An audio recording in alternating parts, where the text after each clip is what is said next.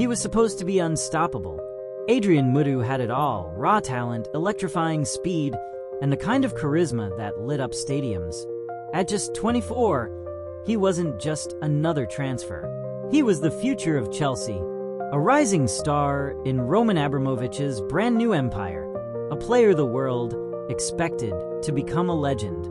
Fans believed, the media hyped, Romania dreamed. He arrived in London with goals, swagger, and a record-breaking fee. And for a brief moment, it looked like destiny was unfolding exactly as planned. Mutu scored goals that made jaws drop. His name echoed across Europe. He was brilliant, confident, different, but behind the headlines, something was off. There were whispers about his lifestyle, about personal battles no one wanted to talk about. A shadow was slowly growing behind the spotlight. And in a world where the pressure to succeed is relentless, cracks started to form. This is not just a story of a footballer. It's a story of a young man crushed by fame, haunted by decisions, and remembered not for his genius, but for the scandal that ended it all. How did one of football's brightest stars become the face of one of the most expensive mistakes in the history of the game? If you've ever wondered what happened to Adrian Mutu, or how a career so full of promise could implode so fast, you're about to find out. And if you believe stories like these need to be told, consider hitting the like button. It helps more people discover the truth behind football's forgotten talents. But Mutu's rise was only the beginning, and what came next changed everything. When Roman Abramovich took control of Chelsea in 2003, it wasn't just a new chapter. It was a full-blown revolution. The Russian billionaire had one mission: build a football empire that would dominate Europe. No cost was too high, no ambition too bold.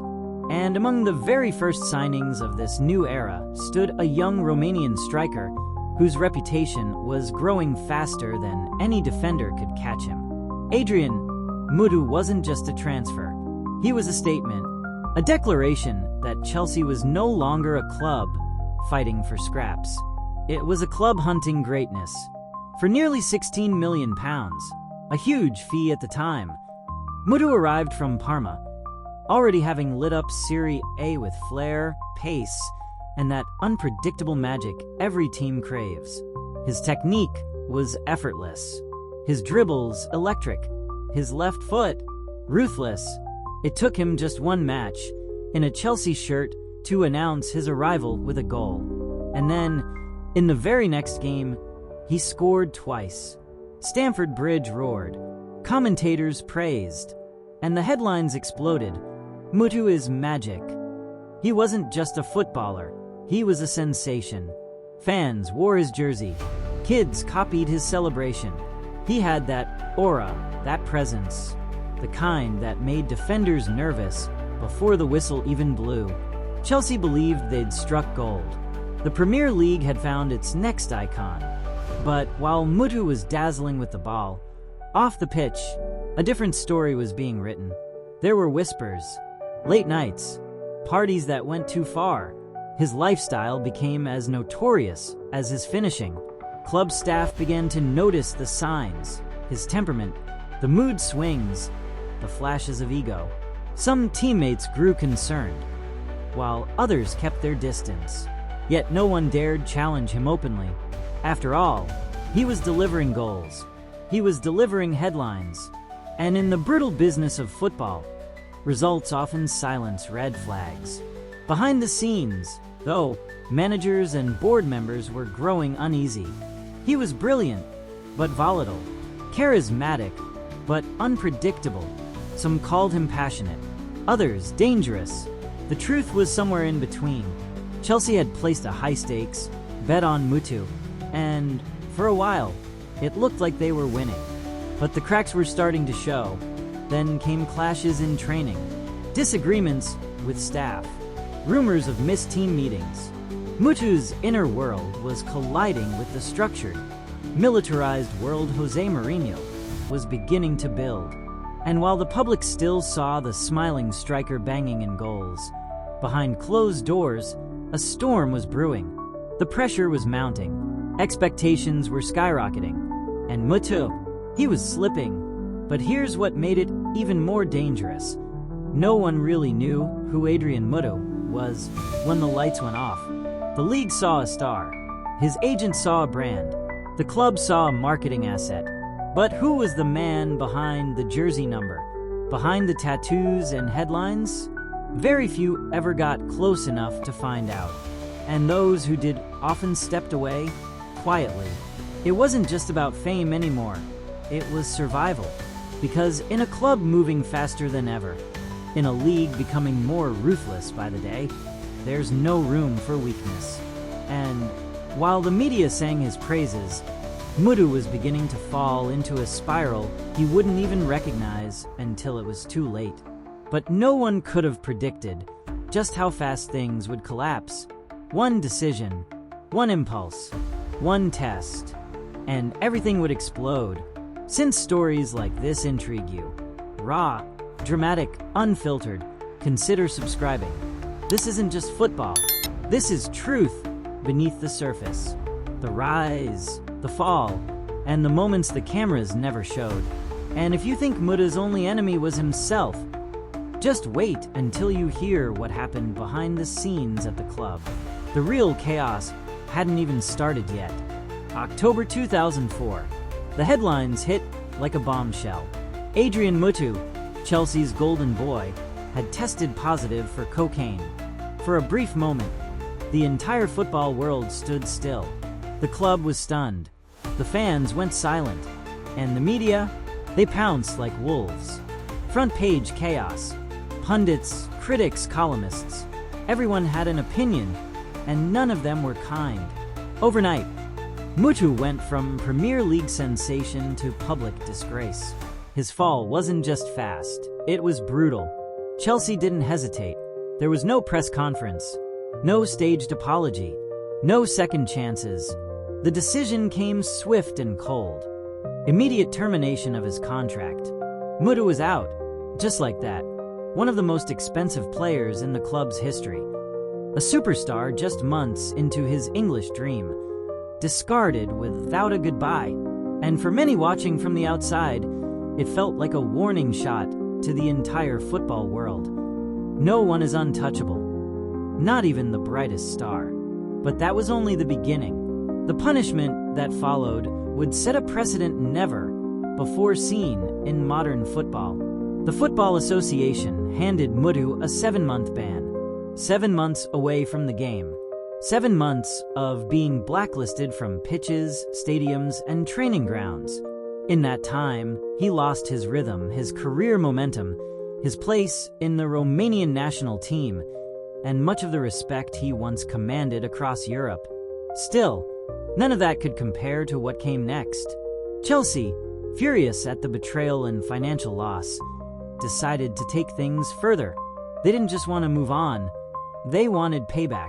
The club filed a lawsuit against Mutu, demanding compensation for breach of contract and reputational damage. The initial amount, a staggering £17 million. But with interest and penalties, it didn't take long for that number to rise to over £20 million.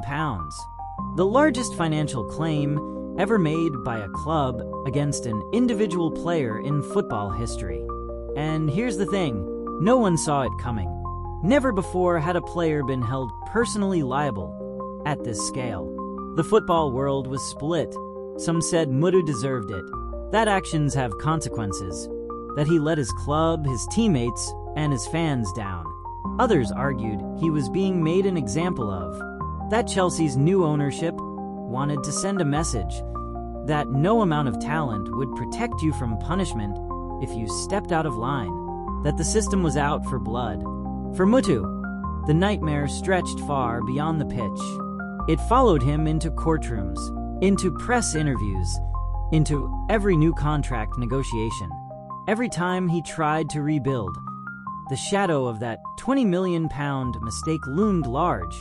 The drug test was the explosion, but the legal battle was the aftershock that kept destroying what little remained of his career year after year. What began as a story of raw football brilliance had morphed into something else entirely. Now it was a case study, a cautionary tale, a legend in reverse. Football fans stopped asking about his next goal. They started talking about his debt. His name became synonymous not with magic, but with scandal. And through it all, one question kept resurfacing. Was this justice or was it revenge?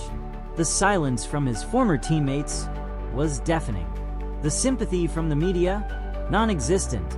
And as Mutu tried to keep training, to keep smiling, to keep moving forward, the weight only grew heavier. Imagine knowing that no matter what you do next, the world will only remember you for your worst mistake. And now I want to hear from you. Honestly, do you think the punishment was fair? Or do you believe Adrian Mutu was sacrificed, turned into an example to scare the next generation of footballers into obedience? Drop your thoughts in the comments below. I read every single one, because these are the stories that spark real conversations in the game we love. But before you answer that, there's something else you need to know. Because Mutu's battle wasn't just legal, it was personal. The nightmare wasn't over. It was about to escalate into something even darker. And the next chapter? It's the part no one talks about yet. The suspension ended, but the nightmare didn't. Not for Adrian Mutu, not even close. While the football world moved on to new headlines, new stars, and new scandals, Mutu was trapped, locked inside a story that refused to release him. He left England, not just because he wanted to, but because he had to. The Premier League had become radioactive for him.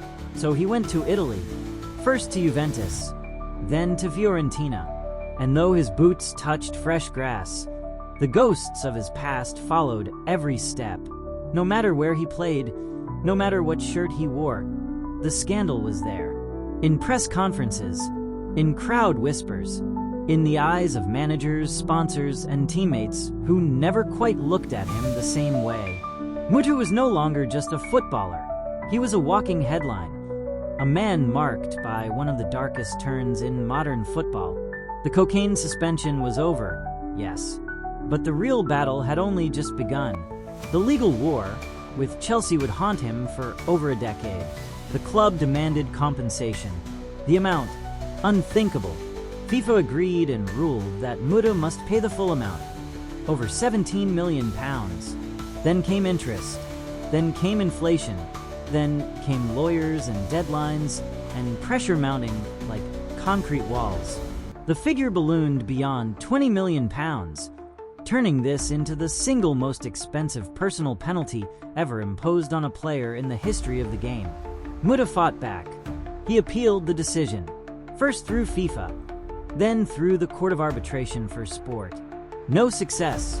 He turned to the Swiss courts, then to the European Court of Human Rights. Still nothing. Every door he knocked on was slammed shut, and all the while, he was still expected to perform on the pitch, to score goals, to smile in interviews, to carry the weight of a nation's expectations with the world's most crushing financial sentence around his neck. Imagine trying to dribble with that kind of pressure. Imagine taking a free kick, knowing you owe £20 million, that no matter how many goals you score, your legacy is stuck to a mistake you made years ago, that no matter how many fans cheer your name, the world still sees you as the man who failed. And the media, they didn't care about his recovery. They didn't care about his fitness, his form, or his fight to move on. Every article still referenced the scandal. Every headline tied his name to shame. Even when he performed brilliantly for Fiorentina, even when he helped carry the team through European nights, the focus wasn't on the man on the pitch. It was on the ghost behind him. Injuries came, repeated ones. His body began to betray him the same way the football system had. The explosiveness that once terrified defenders dulled. The confidence that had fueled his fearless runs faded. The sparkle, it was gone. And as the years passed, Mutu's name slowly slid down the ladder of relevance. No longer the hero, no longer the star, just a memory that people tried to forget, or chose to remember only for the wrong reasons. But here's the question no one ever really asked. If all of this began with a single mistake, why did it feel like the world refused to ever forgive him? Many players have stumbled. Many have used drugs, broken contracts, even served suspensions, and returned to glory. But for Mutu, redemption always felt 1 inch too far, always out of reach. Was it the timing? Was it the money? Or was it something deeper, something personal? Behind the scenes, Mutu was unraveling, trying to manage lawyers, football, painkillers, expectations, and the crushing reality that he would never again be seen for the talent he truly was. And maybe that's the real tragedy here. Not the scandal, not the lawsuit, but the silence. The silence from those who once cheered. The silence from teammates, from clubs, from an industry that loves its stars until they make a mistake. And if you believe stories like this matter, stories of lost talent, of truth behind the glamour, then hit the like button. Not for the scandal, not for the drama, but for the man beneath it all. Because if no one tells these stories, they disappear. But Mutu's story wasn't over yet, not even close. Because behind the punishment, behind the courtrooms and the press, there was a decision, a hidden truth, something buried in the layers of bureaucracy and silence. And what FIFA did next may have been darker than the mistake itself. The verdict was merciless. Final. No appeal. No room for sympathy. FIFA ruled that Adrian Mutu had to pay Chelsea over £20 million in damages, an amount so staggering that it surpassed the lifetime earnings of many top-level players. It wasn't just a fine. It was a death sentence for a career that once held limitless promise. And with that ruling, Mutu's fate was sealed not just legally, but culturally. In the eyes of football, he was no longer a fallen star. He was a cautionary tale, a warning, a symbol of what happens when a player crosses the line. FIFA's reasoning was black and white. Mutu had violated his contract by consuming a banned substance. Under the regulations, the club had every right to reclaim their financial investment. Chelsea didn't simply lose a player. They lost image, momentum, and millions. So, FIFA claimed the punishment fit the damage. But did it really? Because behind that cold logic stood a player whose punishment didn't just end his time in England. It chased him across continents, across leagues, across the rest of his life. He tried everything.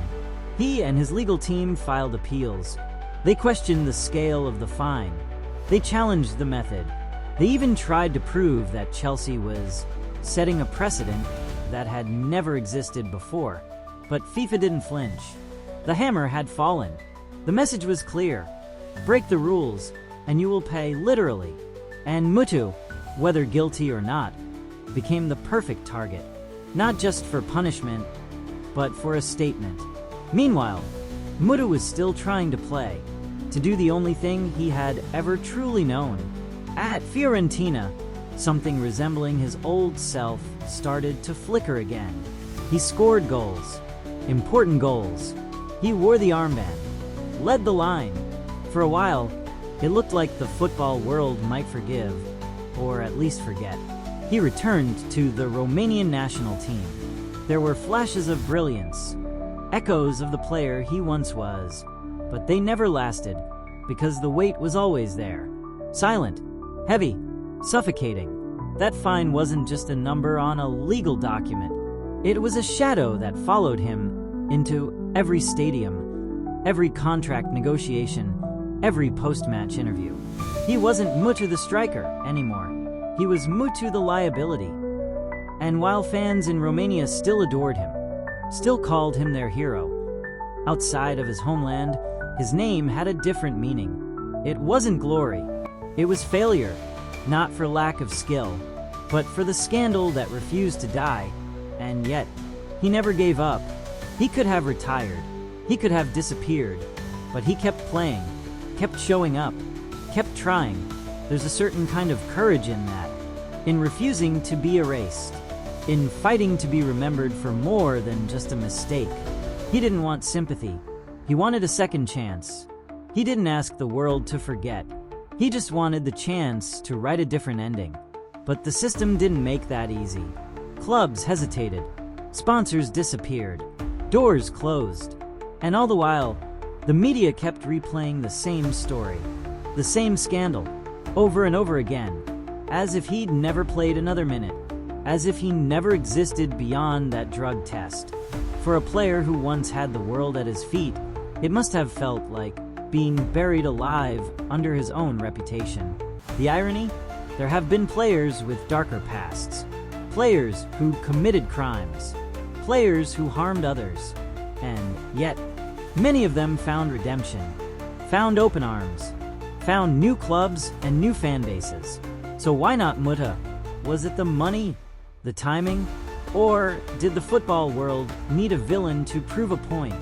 That's the part that still haunts those who followed his journey. The idea that maybe, just maybe, Mutu wasn't just punished. He was made an example, a scapegoat, the perfect storm of headlines, legal leverage, and public opinion, all aimed at one man. And whether he deserved it or not, that's still up for debate. But here's what's undeniable. His story didn't end there. Because Mutu wasn't just a player, he was a fighter. And after years of running, of fighting in courts, of chasing forgiveness that never seemed to come, he made one last move. A final shot at something more, a different legacy. And if stories like this, the rise, the ruin, the raw human behind the athlete, are the kind of football truth you want more of, go ahead and subscribe. Here, we look deeper. We tell the full story, not just the highlight reel, but the fall, the silence, and sometimes the redemption. What Mutu tried next might be the most unexpected twist of all, a path no one saw coming, a chance at rewriting the story. But even that came with a price. When the final whistle blew on Adrian Mutu's playing career, it didn't come with applause. There was no grand farewell, no standing ovation, no montage of greatest goals played over slow piano music. It ended quietly, almost invisibly, a silent exit for a man who once had stadiums roaring his name. His boots, once symbols of defiance and brilliance, were finally hung up. And with that, one of football's most turbulent journeys as a player came to a close. But for Mutu, it wasn't the end. It was a reset, with the weight of a shattered legacy pressing against his chest. Mutu took a different path, one where the cameras didn't follow, where headlines didn't chase him. He decided to become a coach. The idea seemed simple, but for a man whose name had been dragged through courts, tabloids, and countless top 10 career failures lists, nothing was ever simple. He started humbly, working with youth teams in Romania. No glamour, no spotlight, just muddy fields, cold mornings, and the quiet determination to build something new. He wasn't shouting from the sidelines like some desperate ex-star clinging to relevance. He listened, observed, taught. Slowly, his identity began to shift from disgraced footballer to mentor. And something about that transformation felt honest, real. Years passed. Mutu worked his way up through Romania's coaching ranks, eventually earning the opportunity to lead professional clubs. Then came the call to manage the Romanian Olympic team, a position of pride, responsibility, symbolism. For the first time in over a decade, he wasn't being asked about the past. He was being asked about the future. And for a brief moment, it felt like redemption might be possible. But here's the question that never went away. Could the world ever truly forgive Adrian Mutu? Outside Romania, the answer was complicated. The international press still framed him as a cautionary tale. Pundits still rolled their eyes when his name was mentioned. Mutu had become a character in a morality play, used to warn young players about ego, temptation, and downfall. His coaching success was noted, but never celebrated. His personal growth acknowledged, but never honored. To many, he remained that guy who threw it all away. But was that fair? How many players made similar mistakes and were welcomed back into the game? How many cases of doping ended with second chances, with understanding, with healing? And why didn't Mutu get that? Was it the size of the fine, the name of the club involved? Or had he just become the perfect target at the perfect time? Maybe it was easier to use him as a symbol than to accept him as a human being, because behind every fall is a context the world rarely sees. The pressure, the personal battles, the expectations that crush, and sometimes the systems that punish not to correct, but to destroy. Mutu was flawed, yes, but was he irredeemable? What's fascinating is how he carried himself in coaching. He never chased fame, never tried to rewrite history through denial. He embraced the grind, focused on the next generation, perhaps because he knew something others didn't, that no matter how dark the past, there's still value in helping others rise. And that raises the real question. Did Adrian Mutu deserve a second chance? Or did he pay the price of being made into football's perfect villain? That's where I want to hear from you, because this isn't just about one man. It's about the game itself, about how we treat those who fall. Do we believe in redemption, or do we lock the doors forever? Was Mutu's punishment justice or overkill? Drop your thoughts in the comments. Let's have the conversation football avoids too often.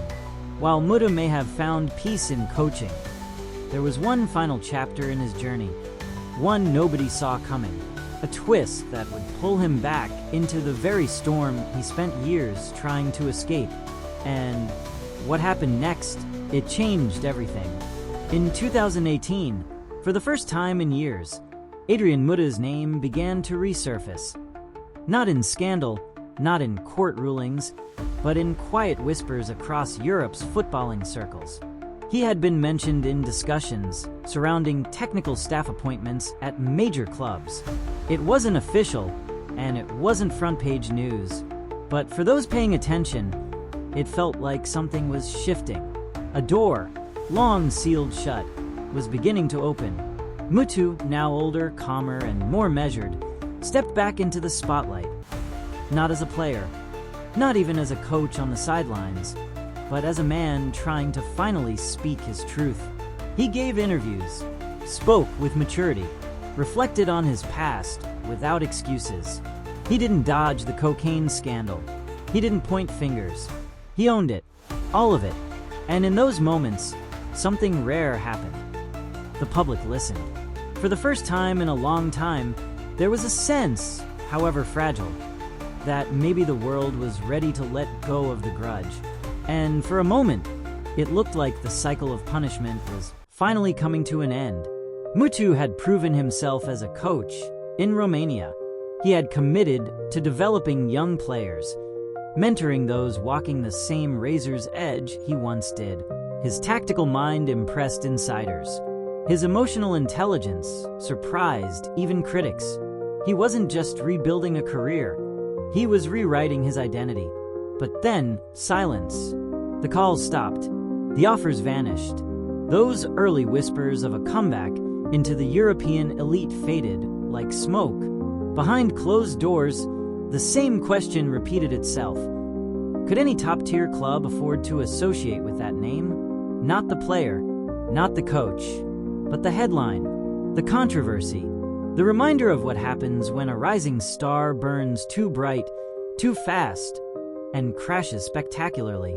No matter how far Mutu had come, the past still clung to him like oil in water, impossible to wash off. Elite clubs, built on image and legacy, didn't want the baggage, the brand risk, the possible backlash.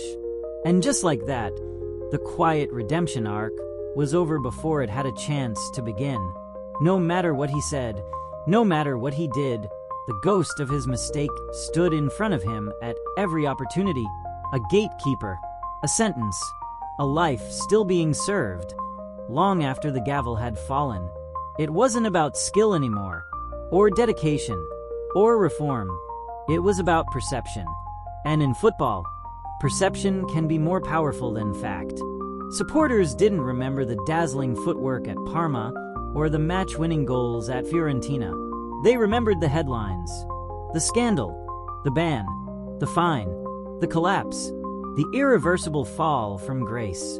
Behind the scenes, Mutu was still paying, not just financially, but emotionally. The weight of that £20 million debt, the interviews replayed in every article, the eternal footnote attached to his name. Even in retirement, the consequences followed. Sponsors stayed away. Legacy projects stalled. His name, once chanted with joy, became synonymous with risk. And no matter how many young players he lifted, no matter how many teams he guided, the football world never quite forgave. He had done what was asked. He had taken responsibility. He had rebuilt from nothing. And yet, it still wasn't enough. Because sometimes in this game, there are stories that don't get happy endings.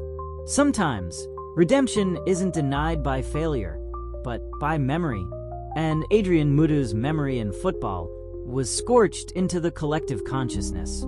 As a prodigy, a rebel, a warning. But here's the truth no one admits.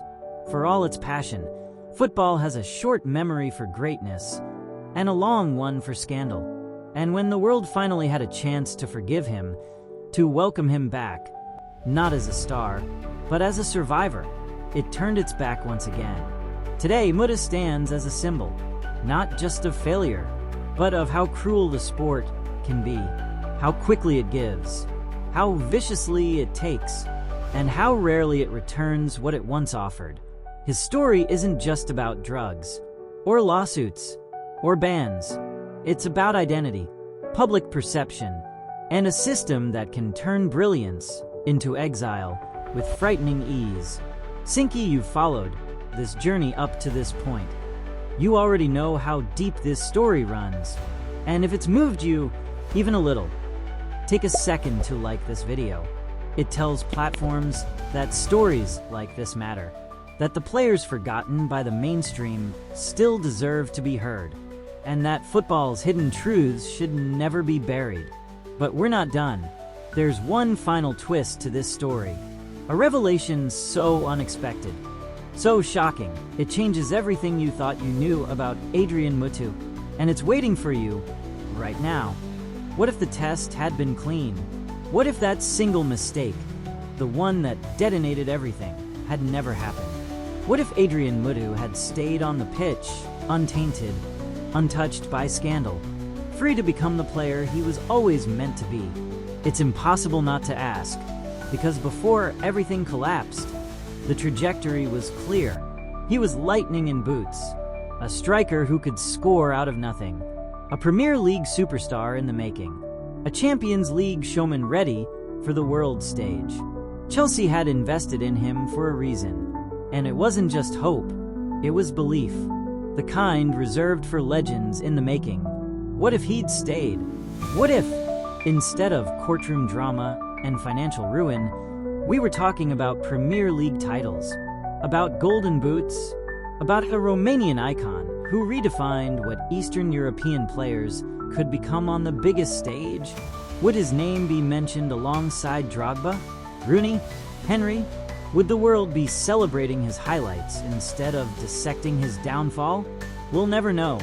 That's the tragedy inside the story. Not that he fell, but that we never got to see how far he could have climbed. His career wasn't stolen by injury or age. It was wiped out by a decision, a single lapse, a moment that spiraled into a legal, personal, and professional implosion. It wasn't talent that failed him. It wasn't form. It was life, chaotic, messy, and unforgiving. He made a mistake, but the system made sure that mistake became a sentence. And when we look back now with years of distance, it's hard not to feel a cold chill, because Adrian Mutu wasn't a fraud. He wasn't a player who fooled us with one good season. He was the real deal, the kind of footballer whose highlight reels still hold up. whose potential wasn't just hype, it was terrifyingly real, and all of it gone. This is why Soccer Lost Talents exists. To go back, to remember, to honor the forgotten brilliance of players whose names were erased too soon. Players who were once headlines for all the right reasons, and then for all the wrong ones. Football doesn't always write happy endings, and sometimes the game itself turns its back on the ones it once promised everything. Adrian Mutu's story isn't just a fall from grace. It's a warning, a mirror, a reminder of how thin the line really is between greatness and oblivion. One contract, one mistake, one decision made at the wrong time, in the wrong place, and the story changes forever. It's easy to judge from the outside, to reduce a career to a headline. But behind every collapse is a life, a journey, a player who once had dreams just like any other. And that's why we dig deeper. Because Mutu's story is powerful, yes, but it's not the only one. So if you thought Adrian Mutu's story was intense, wait until you see what's coming next. Go on, click, because what happened to him might just change the way you see football forever.